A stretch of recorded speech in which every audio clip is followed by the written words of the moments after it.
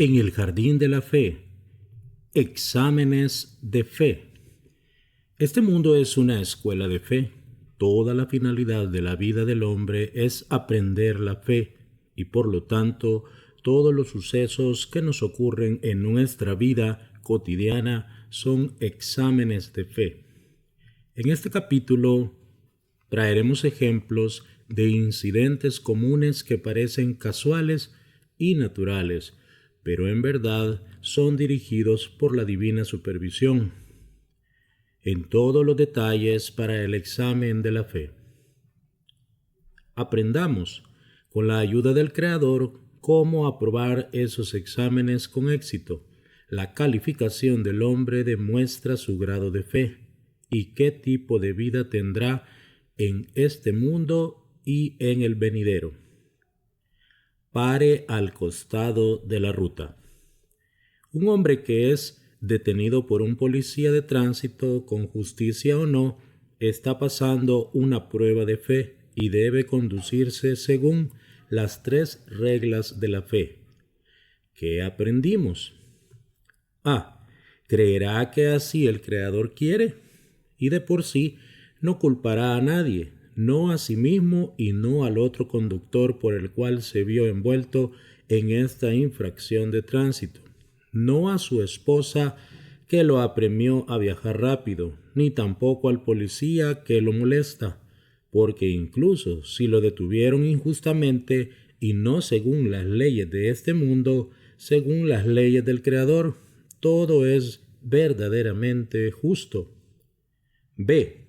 Creerá que todo es para bien.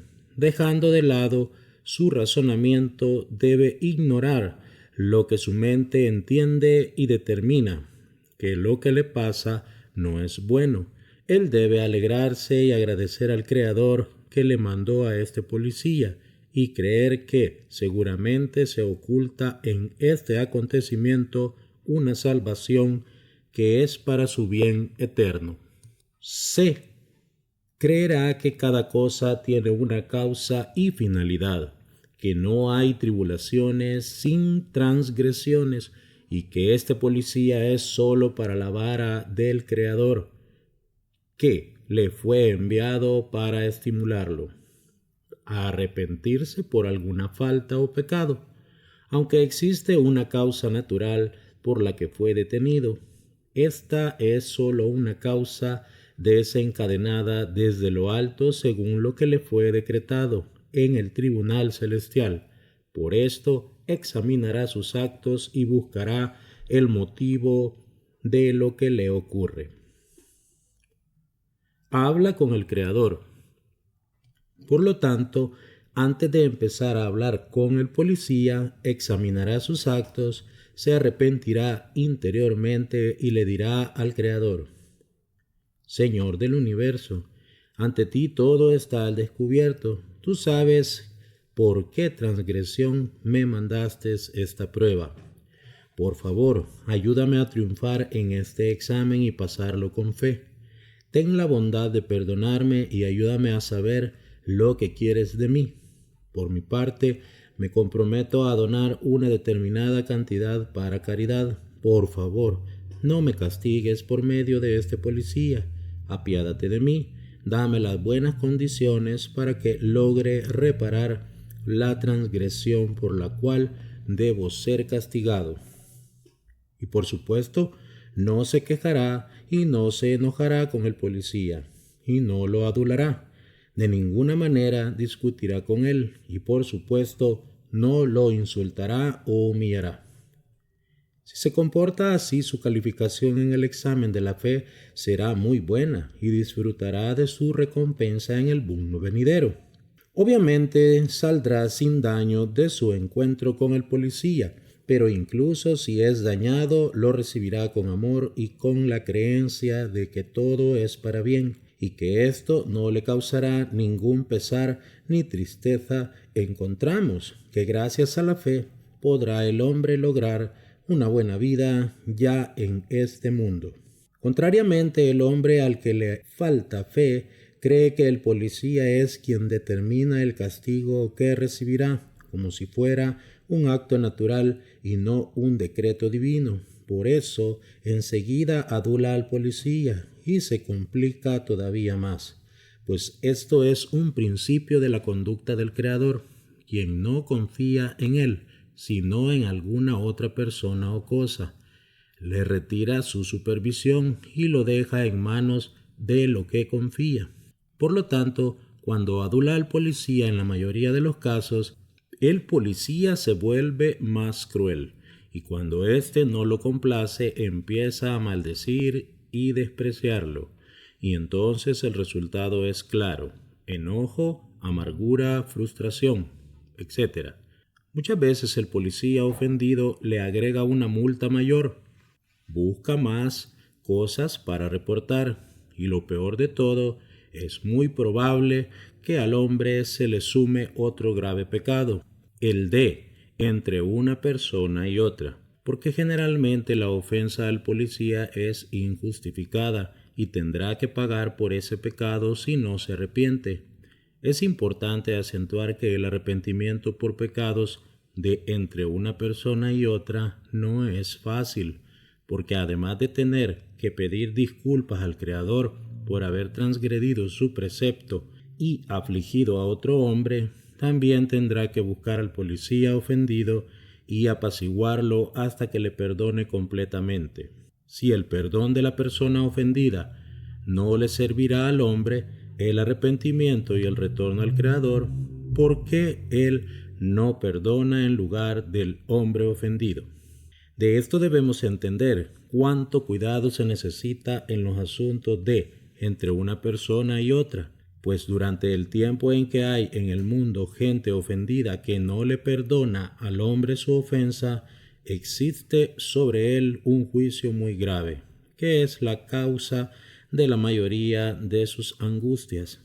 Aunque en los asuntos entre el hombre y el Creador, él contiene su ira y perdona más fácilmente. También existen tiempos especiales de misericordia, en el cual todos los pecados del hombre se perdonan, pero todo esto no es suficiente para expiar los pecados de entre una persona y otra. El Creador no puede perdonar la ofensa del hombre ofendido hasta que ese hombre mismo se concilia y perdona de todo corazón. Encontramos que quien quiere corregir sus transgresiones de entre una persona y otra debe recordarse de toda la gente que ofendió, encontrarlos y apaciguarlos. Brevemente, es casi imposible corregir un pecado de ese tipo, y por eso hay que cuidarse desde un principio para no ofender a nadie. Por supuesto que ese tipo de comportamiento es resultado de la falta de fe, pues el hombre se comporta según el principio de con mi propia fuerza y el poder de mi mano, Devarim 8:17. Al comienzo piensa, yo sé cómo calmar al policía, pero cuando no tiene éxito trata de usar la fuerza o intimidarlo. La calificación de este hombre en la prueba de la fe es muy baja y su resultado verá en este mundo y en el mundo venidero. Ya en el mundo presente su vida estará llena de angustia, sufrimientos y penas. Andará todo el día enojado, enfurruñado y amargado por causa del policía. Todo debido a su falta de fe, por ver al policía como una existencia independiente, lo que en verdad es falso, pues no hay más nada fuera de él. La caridad previene las penalidades. Aquí es el lugar apropiado para hacer notar que muchas de las multas y pérdidas económicas que les llegan al hombre proviene de su falta de caridad. Enseñaron los sabios que el sustento del hombre está determinado en el comienzo del año y así también sus privaciones y pérdidas. Si sí lo merecerá, dará a la caridad el dinero que le fue decretado perder, y si no lo merecerá, lo perderá por medio de multas, impuestos, doctores, deterioros, etc. En otras palabras, la caridad proviene penalidades. El relato siguiente nos lo demostrará. Se cuenta sobre un gran sabio que tuvo un sueño a comienzo del año, en el cual se le reveló que los hijos de su hermana estaban destinados a perder ese año la suma exacta de 700 dinares. ¿Qué hizo el sabio? Durante todo el año visitó a sus sobrinos una y otra vez y les pidió caridad con todo tipo de excusas y convencimientos, una vez para esta causa y otra vez para otra, hasta que recolectó casi toda la suma excepto 17 dinares que no logró llevarse. El día de fin de año, al anochecer, llegó a la casa de los sobrinos un recaudador del emperador y en su mano una orden para cobrarles 17 dinares. Después que le dieron el dinero y el recaudador se fue, se quedaron los sobrinos del sabio con el temor de que la oficina de impuestos había puesto sus ojos sobre su dinero y volverían ahora a recolectar más y más. Cuando contaron su pesar a su tío, éste los tranquilizó y les dijo: «No tengan miedo, los 17 dinares que pagaron son suficientes y no tendrán que pagar más». «¿Y cómo lo sabes?», preguntaron escépticos los sobrinos. «¿Acaso tienes contactos con los recaudadores de impuestos o acaso eres un profeta?». Les contestó el sabio: «No tengo ningún contacto con los recaudadores de impuestos del emperador y no soy un profeta ni un hijo de profeta, pero contactos con el encargado superior, el creador del universo, sí que tengo. Ya en el principio del año me fue mostrado exactamente cuánto dinero perderían y recolecté casi toda la suma para caridad. Quedaron solamente esos 17 dinares que no logré recolectar y los recaudadores de impuestos vinieron a completar el trabajo. Deben saber bien que si no les hubiera recolectado el dinero para caridad, tendrían que haber pagado todos los 700 dinares obligatoriamente, no para bien y con mucha pena por el dinero que se hubiera llevado el fisco. Pero ahora ustedes tuvieron el mérito de donar el dinero para objetivos importantes y ganaron mucho más con los privilegios y la recompensa por la caridad que hicieron. Es también muy probable que se enriquecerán porque cada uno que abre su mano para hacer caridad está bendecido en todo lo que hace». Se lamentaron los sobrinos por su gran esfuerzo y le dijeron: «Querido tío, ¿por qué no nos contaste desde el principio que así fue decretado desde lo alto? Lástima que te cansaste una vez tras otra vez para venir y convencernos de hacer caridad. Nos hubieras advertido que nos fue decretado perder los 700 dinares y hubiéramos dado toda la suma de una vez al comienzo del año.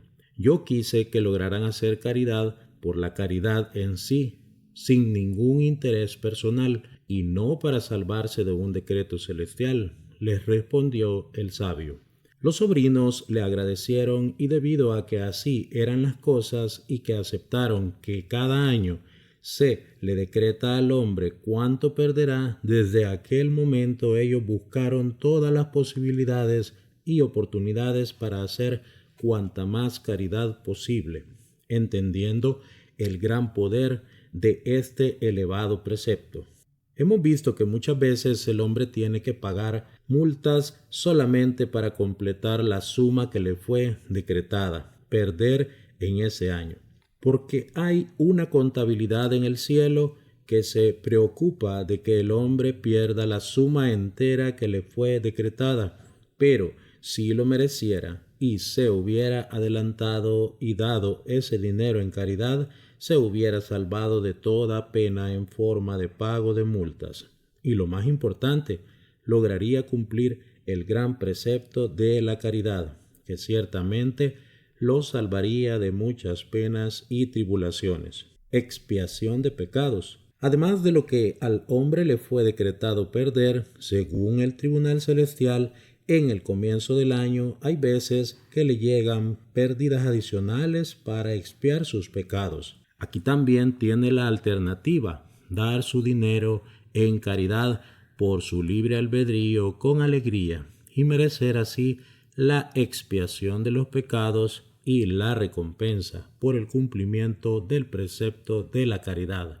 O poder perder su dinero a pesar suyo con aflicción, y esa será su expiación.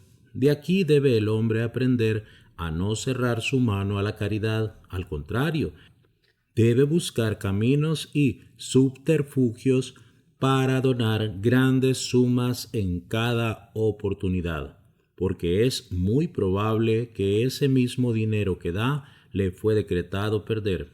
En lugar de perderlo en desarreglos, impuestos, multas y en aflicciones, logrará el mérito de cumplir el gran precepto de sostener a los servidores del Creador y a los pobres, y de difundir la conciencia de la fe auténtica en el Creador alrededor del mundo, mediante la difusión de artículos, libros y CDs sobre este tema, y sus pecados serán expiados.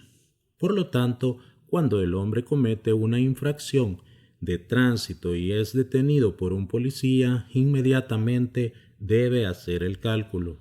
Si no dio el diezmo de su dinero ese mes para caridad, o si generalmente no dona lo suficiente, y entonces determinará donar una gran suma y declarará: yo me comprometo a dar tal y tal suma para caridad. Es una gran acción comprometerse a donar dinero para caridad, incluso si el hombre no fue juzgado en el cielo por la falta de caridad y fue detenido por otra razón. El mérito de comprometerse a hacerlo inclina a la justicia del tribunal celestial en su favor. El hecho de ser declarado inocente por la corte divina se expresa en este mundo en forma de que todo se le transforma para bien. El hombre se salva de multas, de mostrar sus licencias, de juicios y de otras condenas. Gracias a la caridad, toda situación puede ser cambiada para bien. El acusador se transforma en defensor.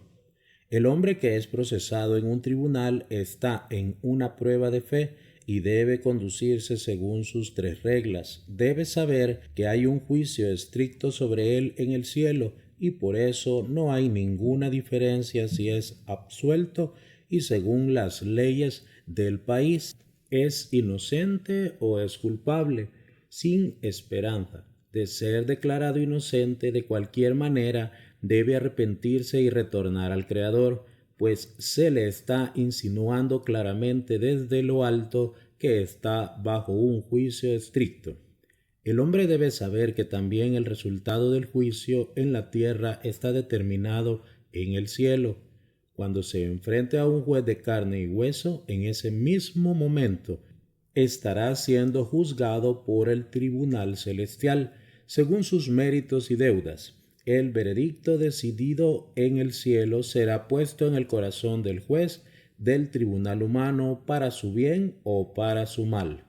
El hombre creyente, aunque antes de presentarse al tribunal hace esfuerzos materiales como tomar los servicios de un buen abogado, sabe claramente que al tribunal celestial no se le puede engañar. Ningún artificio del abogado defensor cambiará el veredicto celestial, y según lo que sentenciaran desde lo alto, ese será el veredicto en la tierra. Por lo tanto, la esencia de su esfuerzo en frente al Creador, porque Él es quien determina cuáles serán los resultados del juicio.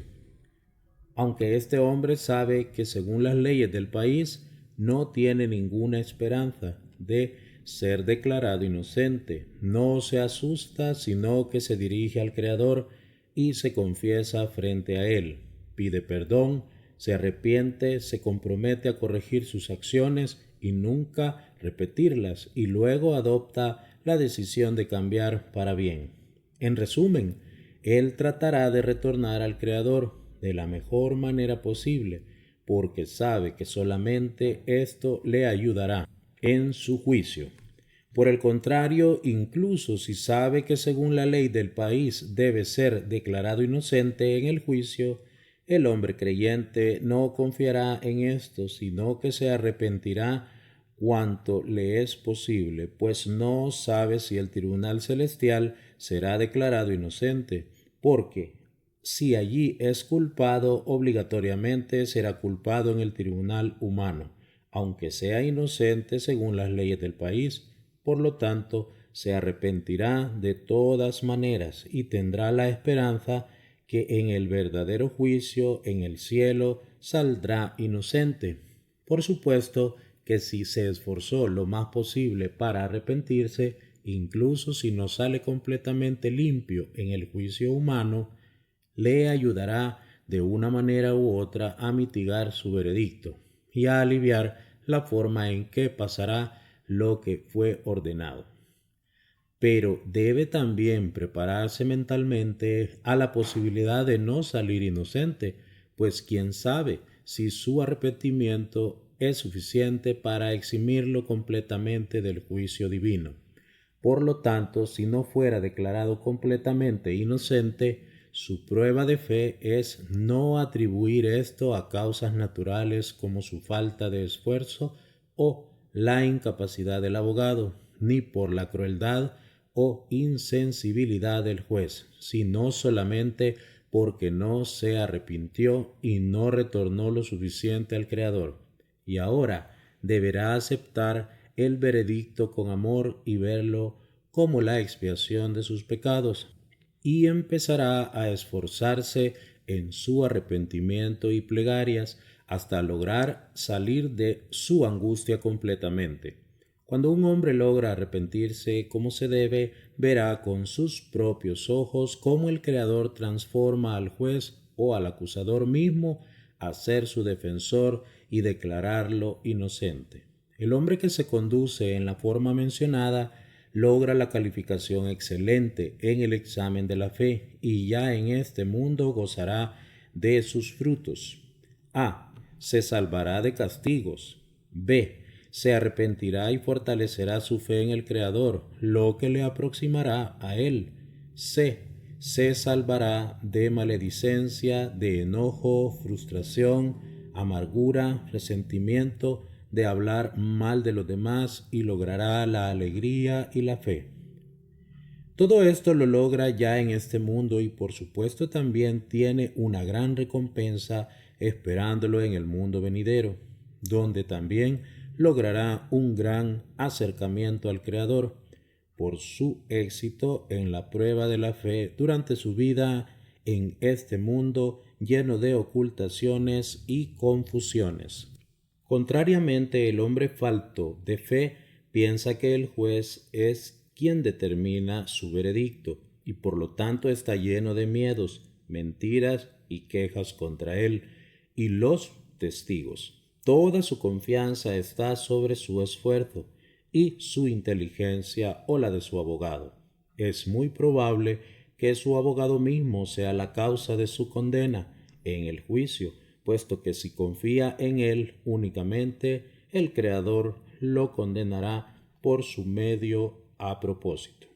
Pues existe una regla espiritual que dice que cuando el hombre pone su confianza en el ser humano y no en el Creador, entonces él lo condenará a propósito a través de ese hombre en quien confía. Tal hombre fracasó en el examen de la fe. No solo perdió la alegría del acercamiento al Creador, sino que también su vida entera llena de sufrimiento debido a su falta de fe. Hubo muchos casos de personas que se enfrentaron con un juicio difícil y aceptaron conducirse según las reglas mencionadas.